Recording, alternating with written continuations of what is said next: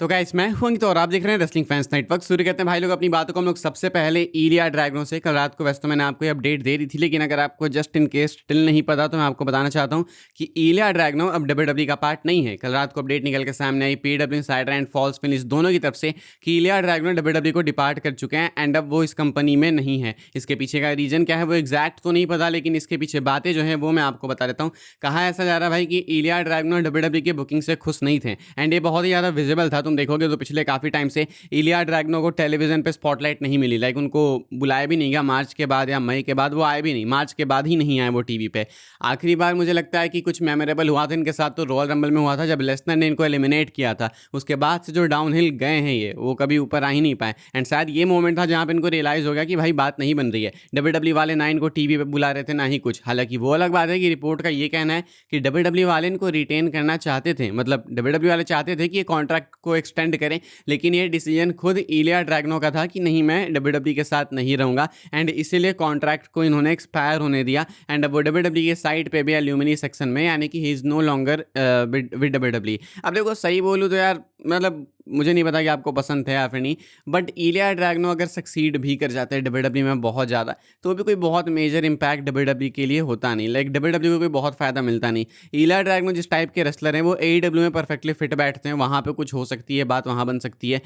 इलिया ड्रैगनो हो गए या हुक हो गए जो एईडब्ल्यू में, तो ये सेम कैटेगरी के रेसलर्स हैं तो वहाँ पे कुछ बात बन सकती है। डब्ल्यूडब्ल्यूई में भाई हमें कैरेक्टर्स चाहिए होते हैं, सिर्फ रेसलर्स नहीं, लाइक एक्चुअल सुपरस्टार्स चाहिए होते हैं। तो इलिया ड्रैगनो शायद एक अच्छे रेसलर हो सकते हैं, लेकिन एक अच्छे सुपरस्टार बनने की कहीं से भी उनमें कोई भी ऐसी लक्षण अभी तक तो देखी नहीं थी। तो इसलिए मुझे लगता है कि कोई बहुत ही मेजर लॉस है भी नहीं है डब्ल्यूडब्ल्यूई के लिए। बट द थिंग इज़ कि ये डब्ल्यूडब्ल्यूई से जा चुके हैं तो अभी फिलहाल चांसेस हैं कि अभी और भी सुपरस्टार्स अक्टूबर आते आते कंपनी लीव करेंगे। कुछ को लगता है कार्मेलो हेज मिज ये सब रेडार पे। वी विल हैव टू सी भाई क्या होता है। आगे बढ़ते हम लोग बात करते हैं अगली स्टोरी के बारे में जो कि क्राउन जूल 2026 को लेके। तो भाई क्राउन जूल को लेकर अपडेट निकल के सामने आ चुकी है एंड क्या क्राउन जूल इस साल होने वाला है? तो बिल्कुल होने वाला है भाई, नवंबर में होने वाला अपडेट है रसल वोट्स की तरफ से एंड पीडब्ल्यू साइट वगैरह की तरफ से सबसे मिला जुला के अपडेट है। कहा जा रहा है कि Crown Jewel 2026 is planned for November in Saudi Arabia and कहा जा रहा है कि the current reported plan for the show is to have the world champions face off once again. कहा जा रहा है कि क्राउन जूल 2026 का भी थीम वही होने वाला है, चैंपियन वर्सेस चैंपियन वाला, यानी कि वर्ल्ड चैंपियंस आपस में फेस करेंगे एक दूसरे को एंड क्राउन जूल टाइटल के लिए compete करेंगे। तो अभी तो देखो रोमन रेंस वर्ल्ड चैंपियन है एंड आई कैन बेट कि वो नवंबर तक भी वर्ल्ड चैंपियन रहेंगे, यानी कि क्राउन जूल में भी वो एज चैंपियन एंटर करने वाले हैं। बस सामने वाले का नहीं पता, अब सामने क्या सीएम पंक नवंबर तक चैंपियन रह पाएंगे या नहीं वो देखना होगा। मुझे डाउट्स है, आई डोंट थिंक सो कि CM Punk as champion enter करेंगे क्राउन जूल, लेकिन फिर भी अगर आज के डेट के अकॉर्डिंग आज ये अपडेट आई है तो आज देखा जाए तो then Roman Reigns and CM Punk ही प्लान्स में होना चाहिए भाई क्राउन जूल टाइटल के लिए, undisputed champion versus WWE world champion and ये रेसलमेनिया का रीमैच हो जाएगा अपना। तो मैं तो वैसे यही मैच देखना चाहता हूँ, लेकिन मैं साथ में ये भी चाहता हूँ कि केविन ओवंस चैंपियन बन जाए। तो चांसेस है कि अभी स्मैकडाउन में केविन ओवंस चैंपियन बन जाए, हो सकता है उसके बाद रैंडी ऑर्टन बन जाए। तो एग्जैक्ट आप कह नहीं सकते हैं कि नवंबर में कौन चैंपियन रहेगा भाई। क्राउन जूल फिलहाल कंफर्म कर दिया गया है कि नवंबर में होने वाला है। अब नवंबर में तो तुम्हारा सर्वाइवर सीरीज भी है, तो क्या एक ही महीने में दो दो पीएलईज होंगे?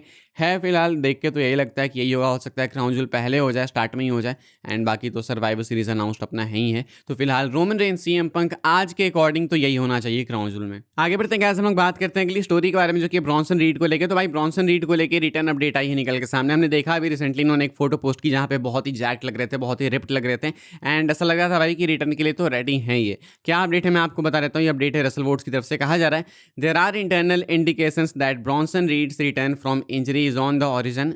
Reed is expected to return as a major main event level heel with plans for him to continue rising up the card once he is back. A potential program with Oba Femi is also being considered for later this year. कहा जा रहा है Russell votes के according कि अभी फिलहाल plans तो यही है कि ब्रॉन्सन रीड जल्दी वापस आएंगे, मतलब कभी भी आपको देखने को मिल सकते हैं एंड कहा जा रहा है कि फिलहाल एक्सपेक्टेड है कि जब वो वापस आएंगे तो मेन इवेंट पिक्चर में ही होने वाला है एंड मेन इवेंट लेवल के हील होने वाला है, यानी कि उसी रोल में थे एक तरीके से वो देखो तो। कहा जा रहा है कि उससे भी ऊपर डब्ल्यूडब्ल्यूई वाले धीरे धीरे करके उनको पुश करेंगे। फिलहाल तो प्लान्स यही है एंड कहा जा रहा है कि साल के एंड होते होते शायद ओबा फैमी के साथ एक फ्यूड भी ये दे सकते हैं एंड इन्होंने ट्वीट भी किया था ओबा फैमी को लेकर कुछ टाइम पहले। तो ये इनका चल भी रहा है फिलहाल इंटरनेट पे एंड अभी ओबा फैमी ब्रेकर के साथ में फ्यूड में भी हैं। तो मुझे लगता है यही चीज़ लीड करेगी सीधा ब्रेकर के बाद ब्रॉन्सन रीड वर्सेस ओबा फैमी की तरफ। मुझे लगता है यही कर करके ये लोग ओबा फैमी के लिए फ्यूड्स काटेंगे जब तक ओबा फैमी वर्ल्ड चैंपियन बनने के लिए रेडी ना हो जाए, एंड तब जाके रोमन नहीं तो सामने अनडिस्प्यूटेड टाइटल के लिए किसी के सामने इनको लाके डब्ल्यूडब्ल्यू वाले पेश करेंगे एंड उसके बाद ये चैंपियन बन जाएंगे। तो फिलहाल ब्रॉन्सन रीड को लेके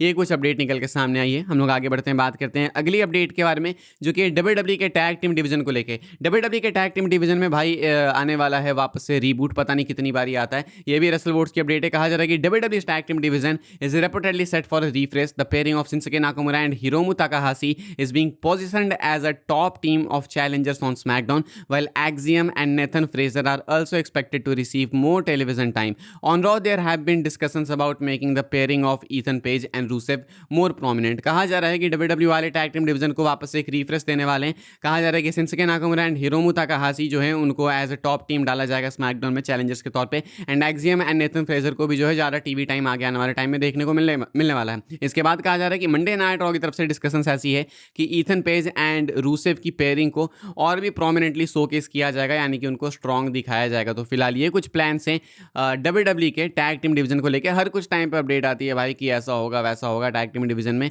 एंड बदलता कुछ भी नहीं है। मतलब tag team division I think is a dead division भाई। जो मेन टैग टीम्स थी ऊसोज या न्यू डे या डडली बॉयज, ये आखिरी टाइम 2016, 15, 17 के टाइम तक ही रेलेवेंट थी। उसके बाद तुम देखो ऊसोज तो अलग ही मतलब दूसरे डायरेक्शन में चले गए, न्यू डे तो बची ही नहीं। तो टैग टीम इनसे ही थी एंड अब वो पहले वाली फील तो नहीं आ सकती है। आगे बढ़ते हम लोग बात करते हैं अगली अपडेट के बारे में जो कि अपनी आखिरी अपडेट है, एंड ये है संडे नाइट्स मेन इवेंट में होने वाले एक प्लान्ड कॉन्सर्ट को लेकर जो कि स्क्रैप कर दिया गया। अपडेट निकल के सामने आई, ये भी रसल वोट्स की तरफ से, एंड कहा जा रहा है कि डब्ल्यूडब्ल्यू वाले actually Sunday Night's Main Event के लिए एक कॉन्सर्ट प्लान कर रहे थे, एंड ये कॉन्सर्ट किसका होने वाला था? लिलियाटी का। पोस्टर पे आपको लिलियाटी एंड ट्रिक विलियम्स देखने को मिलेंगे। तो एटलांटा से संडे नाइट्स मेन इवेंट है, तो प्लान्स यही थे कि ये लोग यही करेंगे कि एक कॉन्सर्ट भी करेंगे, वहाँ पे लिलियाटी परफॉर्म करेंगे, लेकिन बाद में वाले प्लान्स जो है वो स्क्रैप कर दिए गए हैं। फिलहाल बताया ऐसा जा रहा है। इसके पीछे का रीज़न जो लास्ट अपना सैटरडे नाइट्स मेन इवेंट हुआ, वहाँ पे भाई हमने देखा कि रोमन रेंस एंड वो दूसरे वाले का क्या नाम था भाई, वो NFL या NBA स्टार था जो भी था, इन्होंने बहुत टाइम ले लिया एंड वो चीज़ बहुत ज़्यादा पसंद आई नहीं थी लोगों को। मतलब बैक स्टेज जो है हायर अप्स इस चीज़ से